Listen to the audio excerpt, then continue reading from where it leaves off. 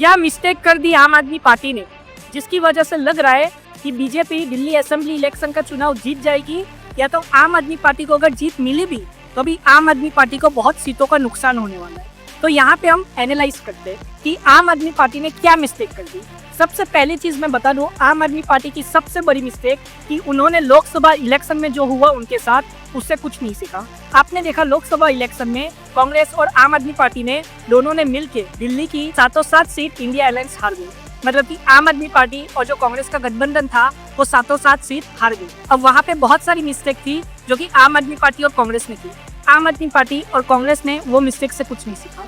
दूसरी चीज, आम आदमी पार्टी ने जो 10 साल में डेवलपमेंट किया, शायद वो बताने में नाकाम रहे कि हमने कितना डेवलपमेंट किया 10 साल में। मैं ये नहीं कह रहा कि आम आदमी पार्टी चुनाव हार जाएगी। देखिए, अभी तक चुनाव का रिजल्ट आया नहीं। अभी तक एग्जिट पोल में तो यही बता रहे कि बीजेपी चुनाव जीतने वाली है, ज्यादातर एग्जिट पोल। और जो जीता भी रहे आम आदमी पार्टी को एग्जिट पोल, उसमें पता चल रहा है कि आम आदमी पार्टी को बहुत सीटों का नुकसान होने वाला है। लेकिन हमको एक बात ध्यान रखनी चाहिए, जब तक रिजल्ट नहीं आता तब तक हम कुछ कह नहीं सकते। लेकिन आगे हम बढ़ते हैं कि आम आदमी पार्टी और कांग्रेस की मिस्टेक क्या हो गई। तो बीजेपी ये बताने में सक्सेसफुल रही कि आम आदमी पार्टी करप्ट पार्टी है। मतलब कि जो अरविंद केजरीवाल जी पे आरोप लगाए शराब घोटाले के, मनीष सिसोदिया जी पे शराब घोटाले के आरोप लगे, ये सारे आरोप सही है, ये बताने में बीजेपी कामयाब रही। अब आम आदमी पार्टी को सिंपैथी वोट्स भी नहीं मिले। जैसे लोकसभा इलेक्शन में आम आदमी पार्टी को सिंपैथी वोट नहीं मिले थे। लोकसभा इलेक्शन में अरविंद केजरीवाल जी को जेल में डाल दिया गया था, लेकिन फिर भी आम आदमी पार्टी को कोई सिंपैथी वोट नहीं मिला। वैसे ही लगता है ये बार के दिल्ली असेंबली इलेक्शन में भी जो दिल्ली की जनता है उन्होंने कोई सिंपैथी वोट आम आदमी पार्टी को नहीं दिया। अब यमुना रिवर का मुद्दा, शायद वो मुद्दा भी आम आदमी पार्टी को बैकफायर कर दिया। जो आम आदमी पार्टी के लीडर अरविंद केजरीवाल जी ने कहा था कि यमुना के पानी में जहर आता है हरियाणा से, ये वाला मुद्दा आम आदमी पार्टी को बैकफायर कर गया और आम आदमी पार्टी को इससे नुकसान हुआ। अब ग्राउंड बेस पे तो आम आदमी पार्टी बहुत मजबूत थी, लेकिन बीजेपी जो है वो सेंट्रल में है। मतलब बीजेपी अभी सेंट्रल में लोकसभा में रूल कर रही है। बीजेपी के पास भी बहुत ही अच्छी खासी पावर है। यही वजह है कि बीजेपी भी ग्राउंड बेस पे उतनी ही मजबूत थी जितनी की आम आदमी पार्टी मजबूत थी। अब अगर आम आदमी पार्टी इतनी ही मजबूत होती ग्राउंड बेस पे तो लोकसभा इलेक्शन में एक सीट तो आती। लेकिन आप देखिए ग्राउंड बेस पे बीजेपी भी उतनी मजबूत है जितनी आम आदमी पार्टी मजबूत है। यही वजह है कि बीजेपी 707 लोकसभा की सीट जीत गई और बीजेपी के पास दिखाने के लिए कुछ था।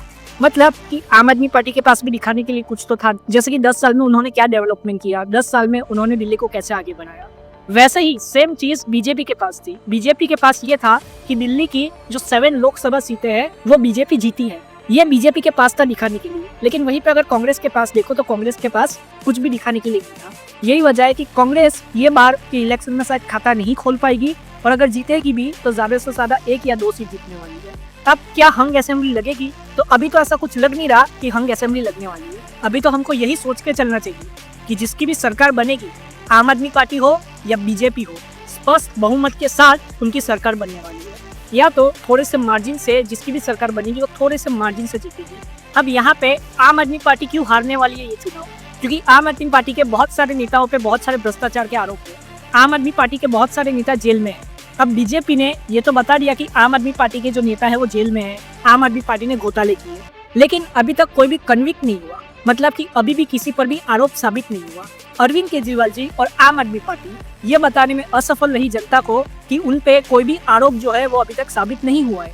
मतलब कि वो अभी तक आरोप ही नहीं है, बल्कि बीजेपी ये साबित करने में सक्सेसफुल हो गई कि आम आदमी पार्टी जो है वो करप्ट पार्टी है। फिर एक और मुद्दा है जो कि है शीश महल का मुद्दा, जिसमें करोड़ों रुपए खर्चे गए आम आदमी पार्टी के लीडर अरविंद केजरीवाल जी के द्वारा जब वो चीफ मिनिस्टर थे अपना घर बनाने के लिए। अब ये बताने में भी बीजेपी कामयाब रही कि आम आदमी पार्टी के जो लीडर है अरविंद केजरीवाल जी, वो अपने आप को कॉमन मैन तो कहते हैं लेकिन वो करोड़ों के घर में रहते हैं, उनके पास शीश महल है। ये बताने में बीजेपी कामयाब रही। वहीं पे राहुल गांधी जी ने भी अरविंद केजरीवाल जी पे यही मुद्दे पे हमला बोला था कि अरविंद केजरीवाल जी खुद शीश महल में रहते हैं। ये बात राहुल गांधी जी ने भी कही थी, अमित शाह जी ने भी कही थी, नरेंद्र मोदी जी ने भी कही थी और बीजेपी के जितने बड़े लीडर हैं सब ने इस मुद्दे पे केजरीवाल जी को घेरा था। अब आगे हम ये जानते हैं कि क्या बीजेपी चुनाव जीतने वाली है। अभी तो यही लग रहा है एग्जिट पोल देख के कि बीजेपी जो है वो चुनाव जीतने वाली है, लेकिन जब तक रिजल्ट नहीं आता तब तक हम किसी को भी जीता नहीं सकते। अभी भी आम आदमी पार्टी और बीजेपी के बीच कांटे की टक्कर है। कांग्रेस लड़ाई में दिखाई नहीं देगी। आप अपनी राय कमेंट में जरूर बताएं। जय हिंद।